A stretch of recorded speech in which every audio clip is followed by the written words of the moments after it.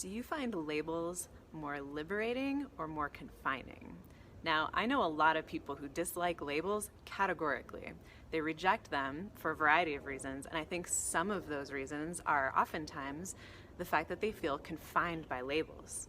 Now, labels have a purpose and a use, right? They are very functional, but many people have found that they are misrepresenting them in some way or reducing the potential for self-expression because the label may imply the confinement of certain boundaries of what the label means. And other people prefer the fluidity, the freedom of a lack of a label in terms of your own sexuality or your religious beliefs or your relationship structure or something like that. Now, I think it's totally valid to have an opinion on one side or the other, or to change it based on context in your life. Some people don't want to label in terms of their gender identity, but definitely want to label when it comes to a certain group that they adhere to, whether it be spiritual beliefs or membership in a certain community. And labels can denote our participation among a certain type or group of people. And so there is a sense of belonging that comes from having a label. It's sort of saying, I am aligned with these people. We are similar in some way, and I'm declaring my participation in that.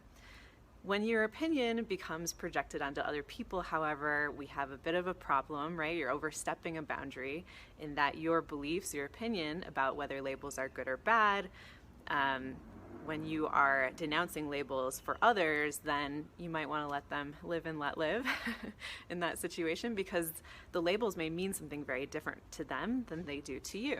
And some people in unhealthy, toxic contexts can use labels as a way to avoid taking responsibility for their actions or giving clarity to their partner when it's requested. So for example, if someone says, hey, we've been dating for a few months, I just want to know, like, what are we? And the person says, oh, I just don't like labels. I don't do labels. I don't believe in them. I don't think we should be confined by them. I mean, in some ways, there's your answer right there. You're not going to get definition to that relationship. You may have to ask deeper questions, be more specific, do a little more digging. But some people do use that as a way to kind of avoid giving clarity that was requested, right? However, it's totally valid to have a lack of labels in your relationship. That may suit you. As long as both people are consenting to that, great. Throw the labels out the window.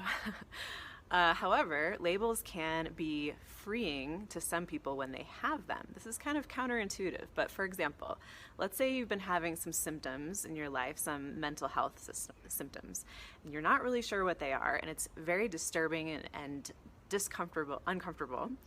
And you're wondering, what is going on with my mind? And I'm, living my life in these scattered ways or something like that. Something's unhealthy going on with me, and I'm very confused. There's a lot of ambiguity here. And then you go see some professionals and you get some diagnoses, and those are labels that they give you. And once you have a label for it and you're like, oh my God, it was ADD all along, that can be very comforting and liberating in a way, because now there's a name for it, which implies there's been research done about it. There are treatment methods. There are other people who have it too. And you're not crazy or losing yourself or lazy or inadequate. Wow, that can be really amazing to receive a label that at least can be used as a guideline. Sure, you may not fit all the symptoms of ADD, but at least you kind of have a structure and understanding of what's been going on with you. Same with relationship structures. Saying we are in an official relationship or we're in a serious relationship can denote to some people that their relationship has a certain flavor to it now. There's a certain air of importance to it, or you're kind of on the same page with your partner. Now, serious or official may mean different things to different people, of course, but it starts to give a certain reality. It brings it out of the nebulous, kind of ambiguous space. And if we leave things without a label in a nebulous or ambiguous space, that can cause a lot of discomfort or distress to people who want to know what's going on. What can I call this? Whether it's an interaction between people or something that's going on in their mind or something like that. And there are so many places where labels are more useful or appropriate or confining or kind of squishy boundaries than others. So it's a little all over the place. And I'd be really curious to hear what everybody's feelings are about labels in some ways when they feel very passionate about I want nothing to do with labels. They confine me. I am undefinable, and therefore labels restrict me, and therefore don't allow for growth or flexibility or being kind of an anomaly within a certain bounds of a label. Whereas other times in your life, what were the other times where you liked having a label, where it actually served you?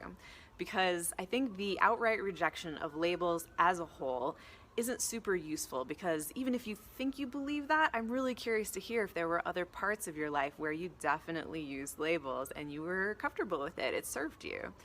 So I think this is something to ponder about a lot, because I know a lot of people who have very strong feelings about labels, and I certainly do in some places, but then not in others in my life. So I think it's important to know why you are choosing a label at a certain time and why you may not be choosing it at another time. A lot of times society or other people around us choose a label for us, and that can definitely feel confining, because if you don't feel that it really fits you or suits you, you're saying, hey, wait a second, you're putting me in a box, and I don't think that box is accurate about who I am. So let me know, what kind of labels suit you and which ones don't? How did you come to choose them? When I ponder these questions about my life, I get so much more clarity and self-awareness about myself and the ways that I may have shifted over time and chosen and rejected labels along a really crazy path over the course of my life. All right, well, if you like this and want more, then check out my podcast, Head Over Feels.